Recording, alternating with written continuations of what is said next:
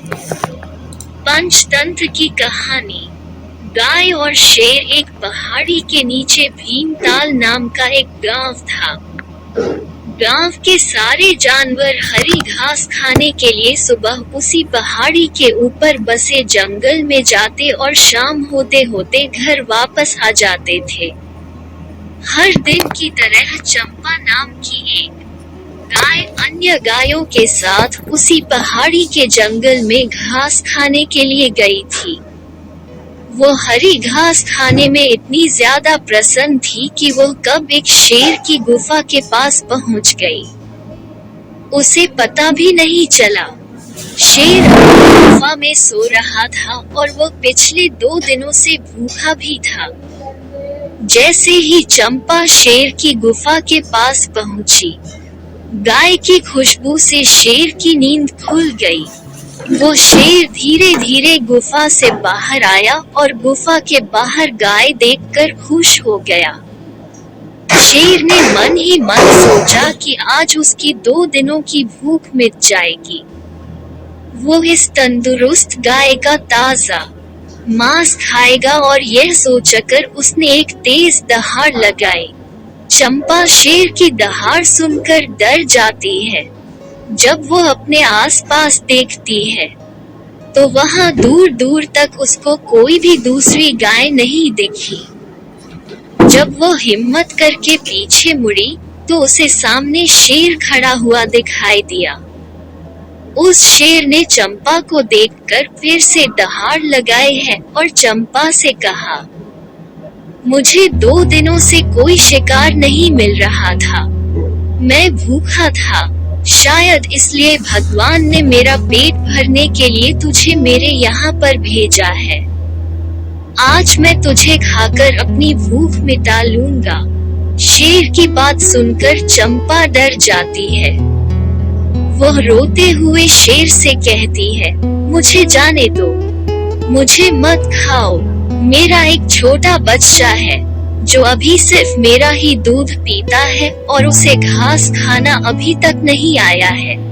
चंपा की बात सुनकर शेर हंसते हुए कहता है, तो क्या मैं अपने हाथ में आए शिकार को ऐसे ही जाने दूं? मैं तो आज तुझे खाकर अपनी 2 दिनों की भूख मिटाऊंगा। शेर के ऐसा कहने पर चंपा उसके सामने रोने लगी और विनती करते हुए कहती है कि आज मुझे जाने दो। मैं आज अपने बछड़े को आखिरी बार दूध पिला दूंगी और उसे बहुत सारा प्यारा करके कल सुबह होते ही तुम्हारे पास आ जाऊंगी। फिर तुम मुझे खा लेना और अपना भूखा पेट भर लेना। शेर चंपा की यह बात मान जाता है और धमकी देते हुए कहता है कि अगर कल तू नहीं आई तो मैं तेरे गांव आऊंगा, फिर तुझे और तेरे बेटे दोनों को खा जाऊंगा।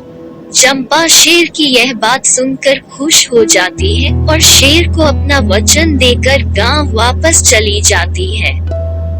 वहां से वो सीधे अपने बछड़े के पास जाती है, उसे दूध पिलाती है और बहुत सारा प्यार करती है। फिर बछड़े को शेर के साथ हुई सारी घटना बताती है और कहती है कि उसे अब अपना ख्याल खुद ही रखना होगा। वो कल सुबह होते ही अपना वचन पूरा करने के लिए शेर के पास चली जाएगी। अपनी माँ की बातें सुनकर बछड़ा रोने लगता है। दूसरे दिन सुबह होते ही चंपा जंगल की तरफ निकल जाती है और शेर की गुफा के सामने पहुंचकर शेर से कहती है, अपने वचन के अनुसार मैं तुम्हारे पास आ गई हूँ, अब तुम मुझे खा सकते हो। गाय की आवाज सुनकर शेर अपनी गुफा से बाहर निकल कर आता है और भगवान के अवतार में प्रकट होते हैं। वो चंपा से कहते हैं, मैं तो बस तुम्हारी परीक्षा ले रहा था, तुम अपने वचन की पक्की हो। मैं इससे बहुत प्रसन्न हुआ। तुम अब अपने घर और बछड़े के पास वापस जा सकती हो। इसके बाद वे उस गाय को गौ माता होने का वरदान भी देते हैं और उसी दिन के बाद से सभी गायों को गौ माता कहना शुरू कर देते हैं। कहानी से सीख हमें जान की बाजी लगाते हुए भी अपने दिए हुए वचन को पूरा करना चाहिए। यही हमारे दृढ़ व्यक्तित्व को दर्शाता है।